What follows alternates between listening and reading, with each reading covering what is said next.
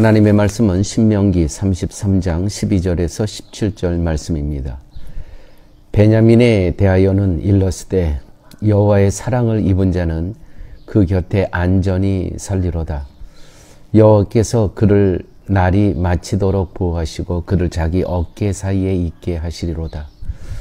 요셉에 대하여는 일렀으되 원하건대 그 땅이 여호와께 복을 받아 하늘의 보물인 이슬과 땅 아래에 저장한 물과 태양이 결실하게 하는 선물과 태음이 자라게 하는 선물과 예산의 좋은 산물과 영원한 작은 언덕의 선물과 땅의 선물과 거기 충만한 것과 가시떨기 나무 가운데에 계시던 이의 은혜로 말미암아 복이 요셉의 머리에 그의 형제 중 구별한 자의 정수리에 임할지로다.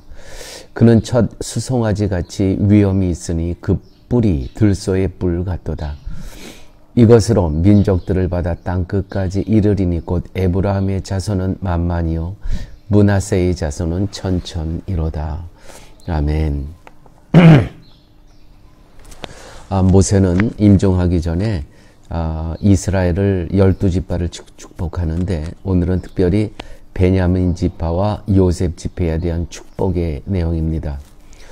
12절에 베냐민에 대하여 일렀으되 여호와의 사랑을 입은 자는 그 곁에 안전히 살리로다. 여호와께서 그를 날이 마치도록 보호하시고 그를 자기 어깨 사이에 있게 하시리로다. 정말 복 중에서 이와 같은 복이 있을까요? 여호와 자기 어깨 사이에 메고 다니시고요. 날이 마치도록 보호하시고요. 안전히 살리도록 지켜주시고요. 베냐민에 대하여 일렀을 여호와의 사랑을 입은 자로다. 이렇게 모세는 축복하고 있습니다. 그러나 창세기 49장에 보게 되면 야곱이 임종하면서 장차 되어질 베냐민의 일에 대해서는 베냐민에 대한 그 축복이 아니고 저주의 내용이 실려 있습니다. 베냐민은 물어뜯는 일이라 아침에는 빼앗은 것을 먹고 저녁에는 움킨 것을 나누니로다. 이것은 야곱이 임종시에 기도했던 내용입니다. 베냐민에 대해서 너무 다르죠. 자, 우리는 베냐민이 복을 받게 된 이유를 모세를 통해서 이유를 베냐민 안에서 도저히 찾을 수가 없습니다. 야곱의 말을 비추어 볼 때 베냐민은 도저히 여호와의 사랑을 입을 자가 아니라는 것이죠. 그런데 여호와의 사랑을 입은 자로 바뀌었고 여호와의 보호를 받는 자가 되었습니다. 저주의 상황이 축복으로 바뀌어졌다는 것이죠. 대신 요셉에게서 그 이유를 찾을 수가 있습니다. 베냐민에 대해서 축복하는 그 이유와 근거를 베냐민에서는 찾을 수 없지만 요셉에게서 그 이유를 찾을 수 있다는 것이죠. 16절 말씀 보게 되면 요셉을 형제 중 구별된 자로 말하고 있습니다. 창세기를 보면요, 하나님께서 요셉을 구별하셔서 쓰시는 것을 우리는 알고 있습니다. 요셉 개인의 영광과 자랑을 위해서가 아니라 형제들을 살리고 이스라엘을 살리기 위해서 희생의 도구로 쓰시고 계셨다는 것이죠. 요셉이 잘했기 때문에 복을 받는 것이 아니라 하나님의 계획 속에 쓰임을 받았기 때문입니다. 하나님은 요셉을 내세워서 이스라엘에게 너희가 살 수 있는 방식은 희생뿐이다는 것을 보여주시고자 한 것입니다. 이스라엘은 희생의 도구로 살아가는 존재다. 이것이 바로 복이다 라는 것을 가르쳐 주셨다는 것입니다. 이러한 희생의 정신은 이스라엘 속에서 계속됩니다. 이스라엘이 애굽에서 노예로 살고 있을 때 하나님은 모세를 보내어서 이스라엘을 건지십니다. 하나님은 이러한 이스라엘을 건지실 때 흠없는 어린 양의 죽음으로써 그들을 죽음의 세계 밖으로 옮기십니다. 희생이 없이는 죽음의 세계 밖으로 탈출할 수 없는 것이 이스라엘의 운명임을 보여주셨습니다. 이스라엘의 복의 상태는 애굽에서 그 저주의 땅에서 벗어나는 것입니다. 그러나 단지 몸만 애굽에서 벗어난다고 해서 축복이 아니라 애굽이라는 세계의 틀 자체를 벗어버리는 것이 복이라는 것이죠. 애굽이 저주라는 것은 어린 양을 잡아서 그 피를 문설주에 바르라는 것으로 드러납니다. 즉 애굽은 죽음의 나라였습니다.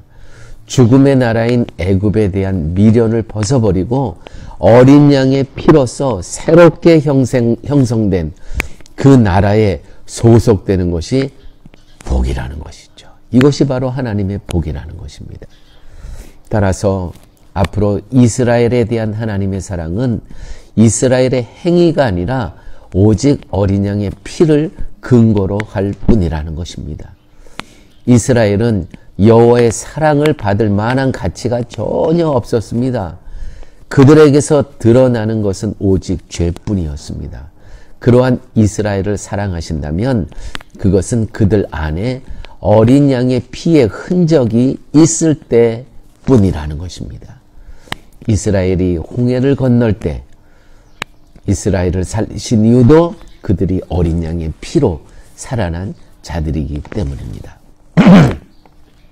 교회 여러분, 따라서 베냐민을 향한 하나님의 사랑 역시 베냐민이란 인간을 중심으로 한 사랑이 아니라 요셉의 희생을 중심으로 한 사랑이라는 것 잊지 마십시오. 베냐민은 야곱에게 있어서는 베냐민은 어떻게 보여진 그러한 아들이냐 하면은 베냐민은 물어뜯는 일이라 아침에는 빼앗은 것을 먹고 저녁에는 움킨 것을 나누니로다. 얼마나 피곤하고 고달픈 인생입니까? 그렇게 살 수밖에 없는 인생을 오늘 가나안 땅에 들어가는 이 베냐민에게 대해서 모세는 어떻게 하나님 앞에 간구하고 기도하냐 하면 베냐민에 대해서는 일러스되 여호와의 사랑을 입은 자는 그 곁에 안전히 살리로다. 여호와께서 그를 날이 맞춰도록 보호하시고 그를 잡기 어깨 사이에 있게 하시리로다. 여러분, 이렇게 볼 때 복이란 인간 마음대로 정할 수 없는 것이고 오직 희생의 피를 중심으로 그 피에 소속된 것만을 복이라고 하는 것입니다. 왜냐하면 희생의 피 안에만 생명이 있기 때문입니다. 베냐민은 이런 복을 누릴 수 있는 자격과 조건과 자질이 아무것도 없었습니다. 오직 요셉의 희생만이 있었다는 것이죠.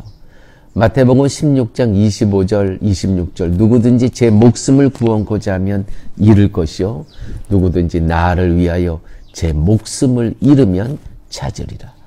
이스라엘에게 있어서 복은 구별된 자로 부름받고 희생했던 요셉 때문이었습니다. 그렇다면 오늘날 우리에게는 누가 계십니까? 누가 희생한 것입니까? 우리들의 이 구원의 복음 안에서의 자유인의 삶을 위해서 누가 계신 것입니까? 그리스도가 계셨다는 것이죠. 대속한 자로 우리들 사이에 오신 예수님이 곧 우리들의 복이라는 것입니다. 우리들의 복은 누구냐 하면 바로 예수 그리스도인 것입니다. 우린 예수님 덕분에 살고 있는 자들입니다. 죽음의 나라에서 생명의 나라로 옮김받은 존재들이죠. 그러한 세상 속에 예수 그리스도의 십자가의 피를 노래하고 귀하게 여기고 찬양하는 무리들이 존재합니다. 그들이 복의 무리인 것이고 그들이 성도인 것이고 그들이 바로 사랑의 교회 성도들이라는 것입니다. 세상은 그리스도가 오셨다는 것이 얼마나 큰 축복인가를 모릅니다. 그리스도의 죽음이라는 세계는 저주에서 축복으로 하나님의 예정 가운데 택한 자녀들을 사망에서 저주에서 생명의 나라로 은혜의 땅으로 옮겨주셨습니다.